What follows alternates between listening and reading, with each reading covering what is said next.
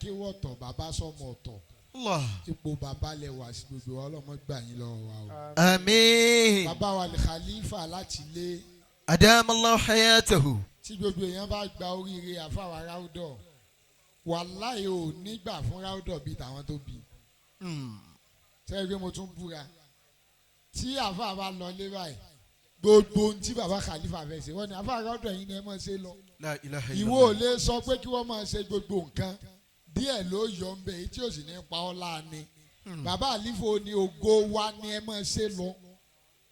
Wàláhì làbí Ọlọ́run tónú ilé náà dáadáa wọ̀ ìjà ń bẹ̀ wọ̀ ìbára wọn parí ìjà kò dàbí bẹ́ẹ̀ tù tí yín ọba tí ń bá yín tó Ọlọ́run ní padà lọ́dọ̀ yín o. Àmín. Ọ̀gá gbogbo wa Sheikh Abdul Hakim sùnú sí ọmọ tó ń sọ. Hafidhahullahu wa da'ahu. Àfàwà ṣe mòlúdì èmi ò lọ́rọ̀ tí ń sọ púpọ̀ kékeré ìṣẹ́jú 5 náà ni mo ti fúnra mi ìṣẹ́jú ìwáṣẹ̀ wọ̀ ló mọ̀ bá ń wò. Ayyakumullah. Àfàwà ọmọ tó ń sọ. Adamallahu hayatahu. Wallahi wọ́n wá ṣe mòlúdì ó wá dùn gan. Ìtí mo fẹ́ lò ń bẹ̀ náà nù o. Bó ṣe wá dùn tó àfàwà àgbà kan wá ń sọ̀rọ̀ pé kò gbọ́dọ̀ mọ́ dùn báyìí torí ẹ̀yin lè fẹ́ kó bàjẹ́ fẹ́ lòmíì. Gbogbo ọ̀rọ̀ ti tán bẹ́ẹ̀. Ọba tí ń kọ yín mọ̀ sí òní padà lọ́dọ̀ yín. Àmín. Àfàwà olóore wa àfàwà Muhammad Sheikh Muhammadu Lijabir Adamallahu Raodotul hayatahu. Shabab. Adamallahu hayatahu. Ìgbà tí wọ́n fún àfàwà Raodul ní múra àwa pàdé lóde mo sọ fún ẹ mo lẹ́ẹ̀ ti ṣoore fáwọn èèyàn wa tó pọ̀ àmọ́ tí a gẹ́gàn lẹ́sẹ̀. Tí wọ́n àwọn àfàwà Amim Shabab àfàwà Jama tí a pé èèyàn wa ni wọ́n bọ̀wọ̀ lè dàbí àfàwà Raodul lọ́dọ̀ wa. Bàbá ṣe gbà bẹ́ẹ̀ àbí. Kì í ṣe tó fọ́ ni ipò Raodul ó ju tiwọn lọ lọ́dọ̀ mi wàláhì àwọn náà mọ̀ bí ipò tiẹ̀ náà ó ṣe ju ti Raodul lọ lọ́dọ̀ wọn. Ọmọ lálà ṣe wèrè gbọ́n èmi èsì láìpẹ́ yóò gbọ́n tó bàbá ṣe gbọ́n mi ò láìkí ẹ̀ pàápàá. وما يستطيع المرء يختص نفسه. Àfàwà Raodotul Shabab. أدام الله حياته. Èèwọ̀ ni níjọ́ tẹ̀ ti sọ̀rọ̀ bàbá Raodul ká tún rí pẹ́ kù síbì kan. الله أكبر. Kódà tẹ bá ṣẹ̀ wá ṣe mọ̀ pé we were created to air. Wọ́n jẹ́ ó dà èmi ò kí sọ ìbò tó mọ̀ dààmú ká. Fontaine. We were created to air. Àwọn máa sunkún sí wa ń bí. Ẹnìkan ló gba PhD mẹ́rin mo ní kú sórí ìwé. Èmi Ọlọ́run ẹyọ kẹ́yìn sókè. Ìyẹn ṣòwò 40 kó jèrè. Ó ṣe kápẹ́ńtà gbogbo nǹkan ló ń ṣe àsìkò kan lọ́sì fi ń ṣe gbogbo ẹ̀. Bàbá Gáúsù Ọlọ́run dákun tẹ́ ò bá tiẹ̀ wo nǹkan mi èyí tẹ́ ṣe bá fà wà Raodul. Àfà nígbà táwọn dé ká bàbá yìí wọ́n ní kò sí bó ṣe lè compose àti stíìsì tó ó sunkún. La ilaha illallah. Wàláì táwọn àfáà mi ìṣàwá ìfi sunkún bójú wọn ṣe dá tó.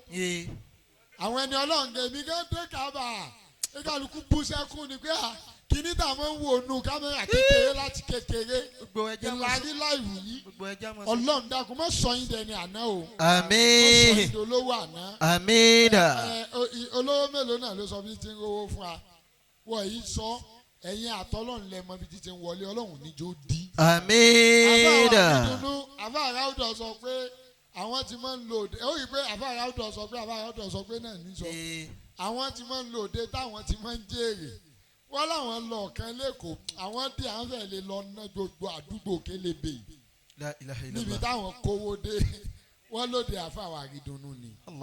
Gbogbo ẹni tí bá ń ṣe dáadáa sí àfàwà Raodul wàláhì kò ní ìdí tí a mọ́ so pé mo tún búra tí Ọlọ́run ò bá ṣàfà báyìí tí ò bá ṣe wọ́n báyìí tún wo bá tún ṣe jọ máa dààmú pé kí ló tún irú òde tó fẹ́ ṣe àjọ máa dààmú kí ni àmọ́ bí àtọ́lọ́run ti kẹ́ wọn ti tó yanjú tó bá fẹ́ ṣe tìjára ìwọ ló ní owó bísínẹ́sì àti géèmì wàláì bàbá ẹ̀ ní dẹni lẹ́lẹ̀. Àmín. Àfàwà àgbà Ògòjìlá ni. Àfàwà àgbà Ọlọ́run kódà náà àwọn tún gbé fúrèmù surprise wá fún bàbá Raodul. Wàláì kò ní tán lọ́wọ́ yín o. Àmín. Àfàwà MTF Àfàwà Abdulrauf Àfàwà Amraj Àfàwà àgbà ẹ̀ tiẹ̀ ṣe dáadáa púpọ̀ wọ́n ṣẹ̀ṣẹ̀ ní owó sáfà bí ìjẹta táfà post ẹ̀ ni wàláì kò ní tán lọ́wọ́ yín. Àmín. mo ń sọ fún àfàwà kan pé ẹnìkan máa ń ṣe dáadáa wọ́n ní ó ló lọ ni wọ́n ní tẹ̀yìn ò bá ti ló lọ ọkàn rẹ̀ ń dáadé ó kù sí ọlọ́mọ gbowó lọ́wọ́ yín. Àmín. àfàwà alátọ́fà Sheikh Shakir onírísìn ní sọ àfàwà Sheikh Shakir àfàwà alátọ́fà gbẹ̀yìn àfàwà ọba tó bá wa dúró ti àwọn tí wọ́n ń dúró táwọn ẹni rẹ̀ lánàá bẹ́ẹ̀ ṣe dúró ti àfàwà Raodotul Kalam yìí ọlọ́run ní padà lẹ́yìn gbogbo wa o. Àmín. àfàwà Raodotul ẹ̀ tẹ́wà dúrà lókun mọ́ ìhun kéèkì nìkan. وما يستطيع المرء يختص نفسه. ọlọ́fàkàwé àrífín kò sẹ́ni náà láyé yìí típa rẹ̀ ka kó ṣera rẹ̀ bẹ́ẹ̀ ti rí àfàwà ẹnìkan kan ò lè ṣera rẹ̀ bẹ́ẹ̀ ti rí dáhùn. ألا إنما تخشيص قسمة رحم.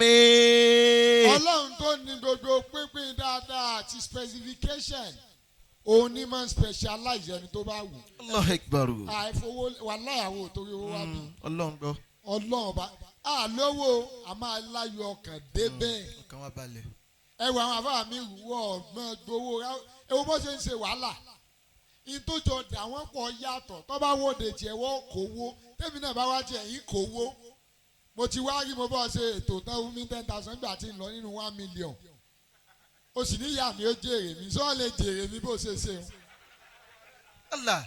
ẹ kàn láwọn èèyàn máa ń kówó yín lọ ní ẹ̀yin náà sọ pé ẹ ti yàn wọ́n jẹ rí èèyàn gbé epo 20,000 wá dọ̀ rẹ ó wá fún 15 gbà tí ń lọ ẹ̀yin lẹ́sìn máa rojọ́ ẹ̀ àfáà Raodotul Kalam ọlọ́run dákun bó ti ṣe yín ọlọ́run mọ́ kanjú gbẹ̀mí yín o. Àmín. ọ̀la yín máa ń sọ mo ní fàárí wa tó ga ní Raodotul Kalam wọ́n lè kọ́ wọ́n kó kọ́ wá sí i kò ṣeé yọ kú o ọlọ́run dákun mọ́ pè yín lọ́fọ̀ tí ó ṣẹ̀ wá. Àmín. wọ́n wá jó jógo lásán. Àmín. àtòrí bẹ́ẹ̀wù ń sílé lánàá mo wá ń wọlé tó sí mo láwọn àtà àtòrí bẹ́ẹ̀wù gan ètò adá abẹ́tẹ̀ ilé ògo tí ò bá lówó nú àdánwò ni ọlọ́run ó fowó kún fún yín. Àmín. ẹ̀yin náà lè máa rán àwọn èèyàn lọ múra. Àmín. ẹ lè ní àbá inú ìdọ́ fún mi léèyàn méjì tó bá ti di tọ́ọ̀nù tiẹ̀ mọ́ fòkọ̀ rẹ síbi ẹni tó fẹ́ fún ní dáadáa.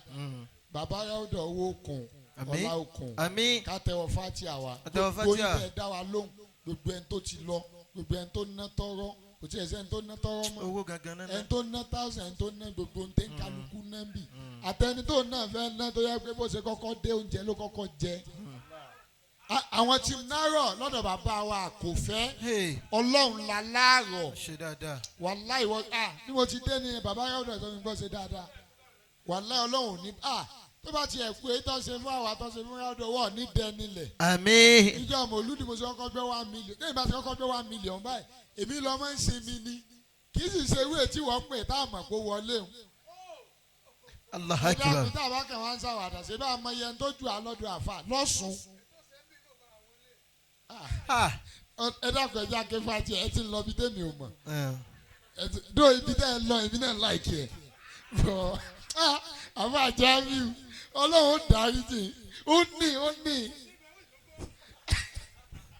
bàbá Raodotul àánú ọlọ́run mọ̀ bá yín dé. Àmín. èyí tó wá parí àdúrà náà tá a ké fatia sí àtẹ̀yìn àtàwa lọ́dọ̀ gbogbo àwọn bàbá wa ọlọ́run mọ̀jà àṣìṣe. Àmín. Fatiha. Bismillahir Rahmanir Rahim alhamdulillah. Sheikh Ainu Ridoh ọlọ́run ní jẹ́ ó bàjẹ́ láíláí. Àmín. alibarikola ní Muhammad. ẹ dákun ní sẹ́jà tara ṣàṣà. kí a kí dídé àfàwà ẹlẹ́kọ̀ọ́ lónìí mà ọlọ́run bá wa pẹ̀lú yín. ọlọ́run jẹ́ àárín yín pẹ́ o. Inshallah. bàbá wa sẹ̀mí Allah láti Iléṣà ọlọ́run bá sẹ̀ jẹ́ àárín yín pẹ́ o. ọlọ́run ó sì yẹ ká